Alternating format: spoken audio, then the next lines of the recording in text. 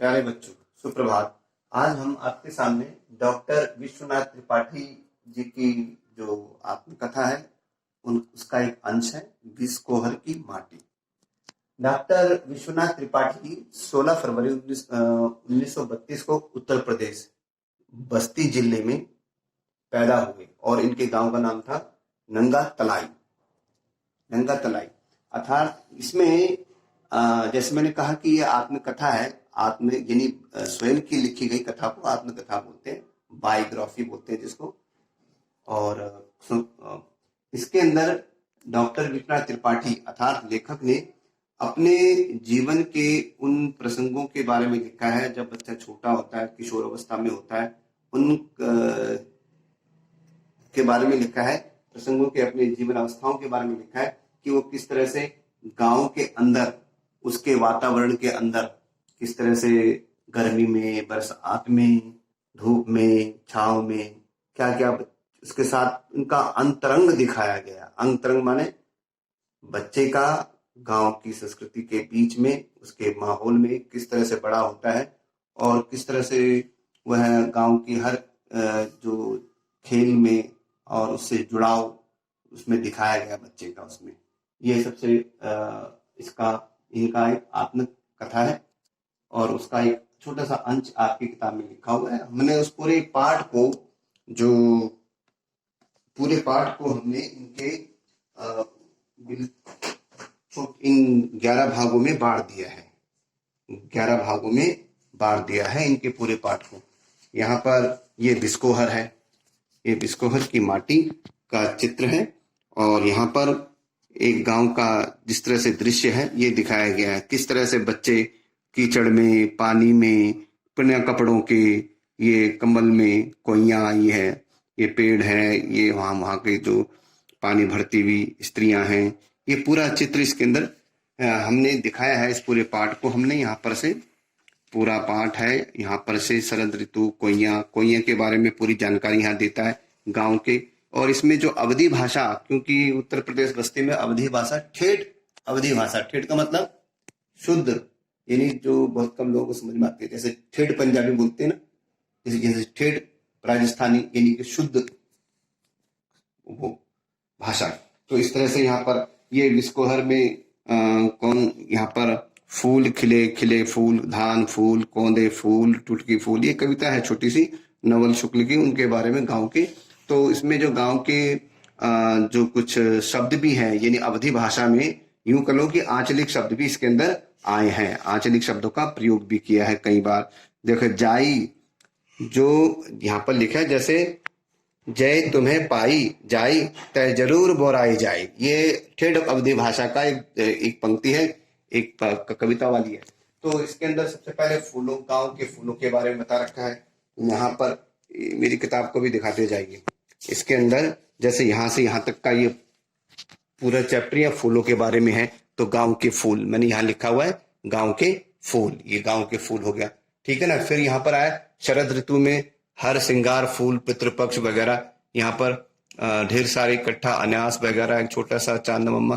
फिर यहाँ पर लिखा है बच्चे का यहाँ पर दूध पिलाना, हर चीज माँ दांत देती है, चांदनी रात में खटिया पर माँ लेटी दूध पिला रही है बच्चों का, चांदनी पर खेलना जैसी पुलकित बातें यहाँ पर होती है।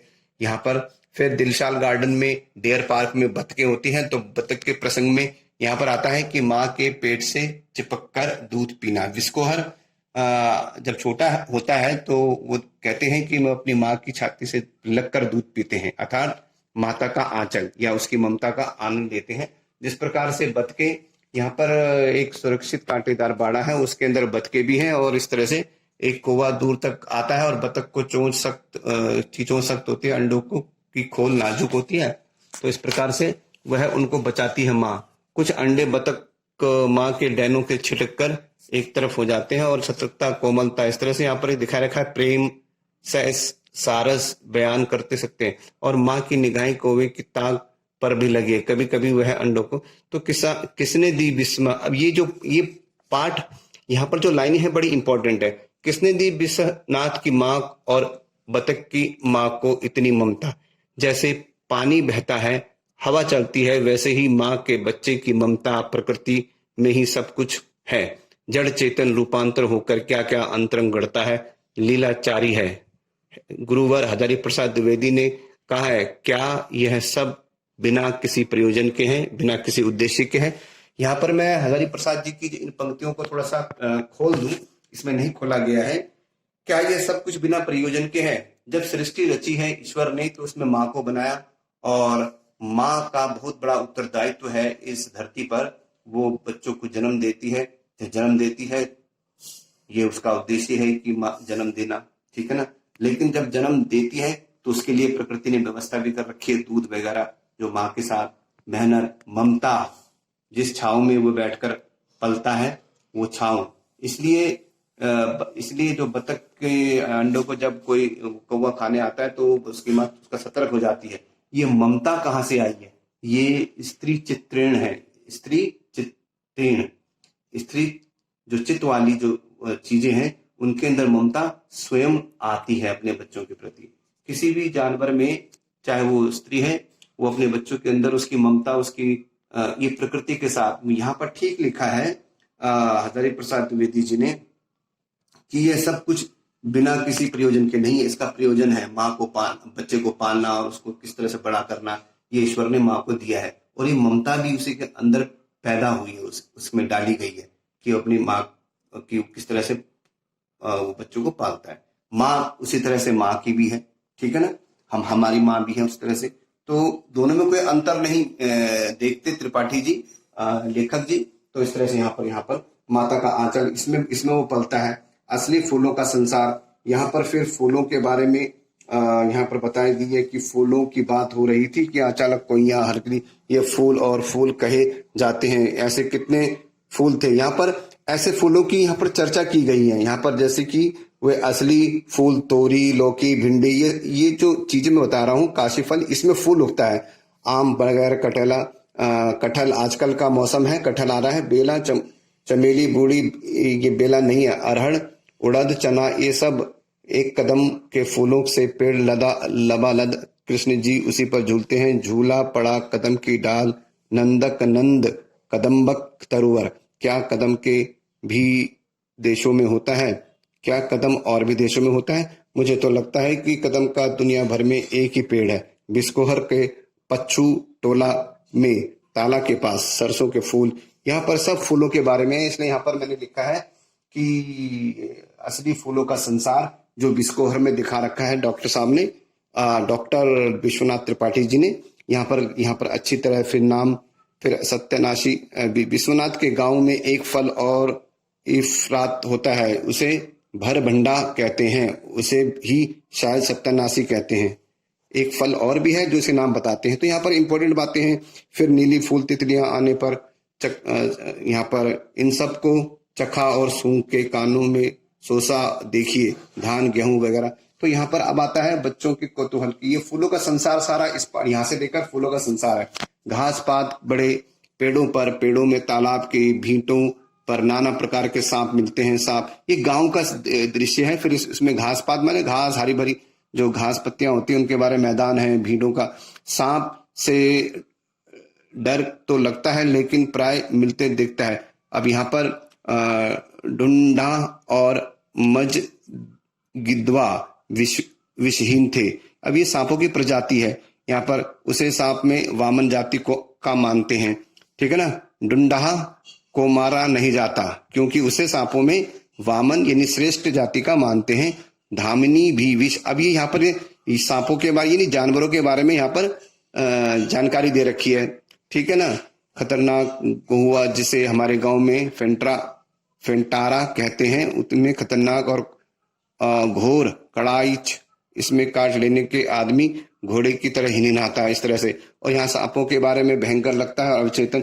यहाँ पर फिर अलग अलग भयानक रस हो सकता है। इसी तरह बिच्छू सांप के काटने लोग बहुत कम बच पाते हैं। यहाँ पर इसका मतलब लेखक को अपने गांव के हल फल फूलों की जहां तक जानकारी है, वहां पर छोटे छोटे तुम्हारे कीटों सांपों की जानकारी भी है यहाँ पर।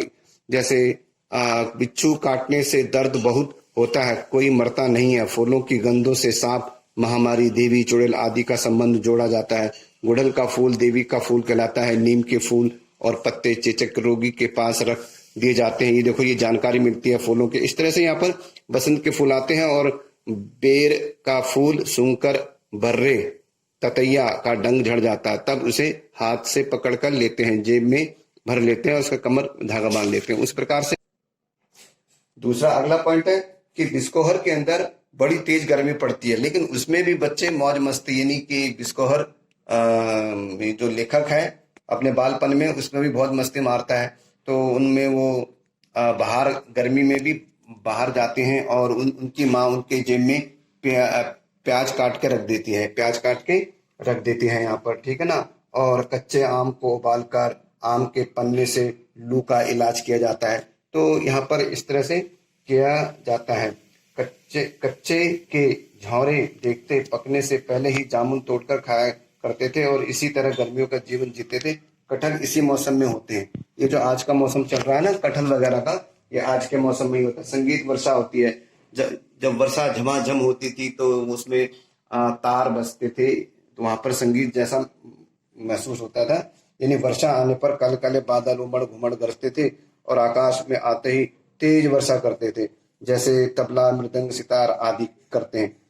इन वाद्य यंत्रों की जो मधुर जो आवाज है इस मौसम को बड़ा ही संगीतमय बना देती है। इसलिए यहाँ पर मैंने संगीतमय वर्षा लिखी है।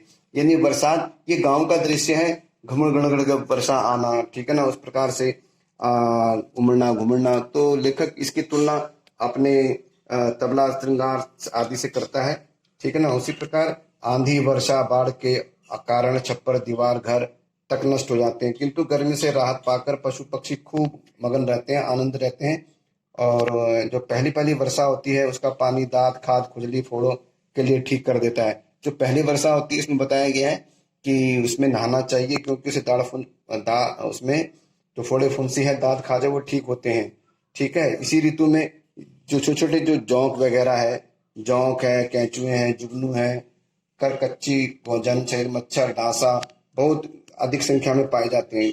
किंतु दूब और अन्य वनस्पति से हर जगह हरियाली फैल जाती है। इस ऋतु में यानी कि वर्षा ऋतु में खेत खलिहानों में पानी भरने लगता है और जल के कारण जो शौच करने की समस्या उत्पन्न हो जाती है। अब बाथरूम करने कहाँ जाए, शौच करने बाहर जाए। यहाँ पर उस टाइम बाहर जाते थे और भीगी लकड़ी और भीगे उपले से चूल्हा जलाना, सब कुछ गीला हो जाता था ना, जो उपले बाहर सुखाए जाते थे लकड़ी काट के जाते। तो उस प्रकार से शरद का महीना आता है। शरद का महीना मतलब ठंड का महीना। ये धान से धरती पड़ जाती है और इस मौसम में भुट्टे सुनई चीत तोरई भिंडी खीरे करेले इत्यादि होते हैं। विश्वनाथ को तालाब के नीचे शीतल जल में स्नान करने आत्मिक सुख मिलता है। वो बच्चों बचपन दिखा रखा है ना, किसान छोटी छोटी नदियां नालियां बनाकर पुल बनाकर नालियां बनाकर खेतों में सिंचाई करते हैं, ठीक है। उनसे बहुत संगीतमय और चांदनी की आभा उत्पन्न होती है, आकर्षक लगता है। इस प्रकार से नारी के सौंदर्य की जब विश्वनाथ 10 वर्ष की उम्र में अपने दोस्त के घर जाता है तो वह वहां पर चांदनी रात में जो जो चमेली के फूलों की खुशबू आती है, इसी आड़ में वो किसी युवती को देखता है और उसको देखकर शर्माता है, लेकिन कुछ कहता नहीं है। ये उसका भोलापन, शर्माना और ये अनुभूति, नारी सौंदर्य की अनुभूति उसको वहीं पर ही होती है, ठीक है। और नारी सौंदर्य की अनुभूति होती है तो संजोग बस उसे औरत की शादी बिस्कोहर में ही होती है। उस जो औरत उसको दिखती है और विश्वनाथ एक दिन हिम्मत जुटाकर उससे कह देता है कि तुम्हें पाने वाला पागल हो जाएगा। अभी जो मैंने बताया था ना, तुम्हें पाई तो वो बोराई जाई, तुम्हें जय पाई वह बोराई जाई। तो इस तरह से यहाँ बताया गया, पागल हो जाएगा। और वह औरत अपने पति के बारे में कहती है कि उनसे तो आज तक मेरी ठीक से भेंट भी नहीं हुई है। जब वो औरत मिलती है तो इस तरह से सबसे अच्छा गांव, बिस्कोहर को अपना गांव सबसे अच्छा लगता है, सबको लगता ही है, बिस्कोहर को भी लगता है। तो उसे बचपन में सारी जो अच्छी यादें हैं बिस्कोहर से जुड़ी हुई हैं। उसे माँ के पेट का रंग हल्दी मिलाकर बनाई गई पूड़ी के रंग सा लगता है। जब क्योंकि उस बचपन में छोटे बच्चे ने, देखो यहाँ पर कितना बारीक चित्रण किया है लेखक ने, डॉक्टर त्रिपाठी ने। माँ जैसे पूड़ी का रंग होता है वैसे माँ के पेट का रंग होता है। बच्चे ने जब माँ का दूध पिया तो उसको वो माँ के पेट का रंग उस पूरी जैसा लगता है। ये अद्भुत एक इनकी लेखन की क्षमता है। जो बड़ी एक अद्भुत भावना पैदा करती है हमारे अंदर, ठीक है। का रंग है, ठीक है। गंध फूल से पूरी के रंग सा और गंध फूल के महसूस होती है। अपने पिता के कुर्ते में पसीने की बू को सूंघकर, देखो अब देखो कितना महीन यहाँ पर विश्लेषण है कि जो पिता के पसीने की जो बदबू सूंघकर जो अनुभव होता था, ठीक है ना, उसे वैसे ही गंध, पूरी का सा रंग सा गंध, वो दूध किसी गंध का बंद अपने पिताजी के पसीने से भीगे हुए कुर्ते के अंदर कैसी तुलना कर रखी गई है, ठीक है ना। यहाँ पर इस तरह से किया है। उसे बड़े गुलाब अली खां की ठुमरी अब तो आओ साजन को सुनकर बिस्कोहर की वही औरतें याद आती हैं जो उसने 10 वर्ष बड़ी थी। जो मैंने बताया ना, जो नारी सौंदर्य की अनुभूति उसको वहां होती है, 10 वर्ष बड़ी थी, उसकी याद के साथ साथ उसे मृत्यु बोध का एक अजीब अनुभव जुड़ा हुआ महसूस होता है, ठीक है ना। तो यहाँ पर इस तरह से हमने सबसे अच्छे गांव के बिस्कोहर के बारे में जो यहाँ बताया वो यहाँ पर हमने अभी पढ़ा। तो इस प्रकार से एक बार फिर मैं इसको पढ़ देता हूँ। एक पूरा पाठ जिसमें बचपन से लेकर जैसे जैसे लेखक बड़ा होता है और उसके साथ जो ऋतुएं आती हैं उसके साथ उसका तादात्म्य होता चला जाता है, उसका अनुभव छोटी छोटी, यहाँ पर लेखक ने हर चीज को बड़ी बारीकी से विश्लेषण किया है, इसलिए विश्लेषणात्मक शैली भी कह सकते हैं। भाषा ठेठ आपकी अवधि है और अवधि के ही मुहावरे इस्तेमाल किए गए हैं, ठीक है। गांव के फूल, माँ के पेट का चिपटना, दूध पीना, यहाँ पर बतख वाला किस्सा भी याद है, यहाँ पर आता है। माँ का आंचल, ममता, ये इसलिए संबंधित है, मैंने इसको अलग पॉइंट में लिखा है। विश्वनाथ का दूध का छूट जाना, जब उसका छोटा भाई आता है तो उसका दूध छूट जाता है। अब वो गाय के दूध पर निर्भर करता है, लेकिन उसको गाय का दूध अच्छा नहीं लगता, लेकिन रात भर चांद तारों को देखता रहता है, तो बेचारा उसका दूध छूट जाता होता है। अक्सर माँ छोटे बच्चे का दूध पिलाई। तो इस तरह से यहाँ पर इस तरह से अपने जीवन की छोटी छोटी झलकियों को इसमें बड़े ही अवधि ठेठ भाषा में प्रस्तुत किया गया है, और जो बड़ा ही हमें उस गांव की मिट्टी से जोड़ता है। यह आंचलिक शब्द जो हमें गांव उस मिट्टी से जोड़ते हैं, हम समझाते हैं। तो आशा करता हूं कि आप ये पाठ समझ में आ गया होगा, और जब आप इसको अपनी पुस्तक में पढ़ेंगे तो और अच्छी तरह समझ में आ जाएगा। धन्यवाद।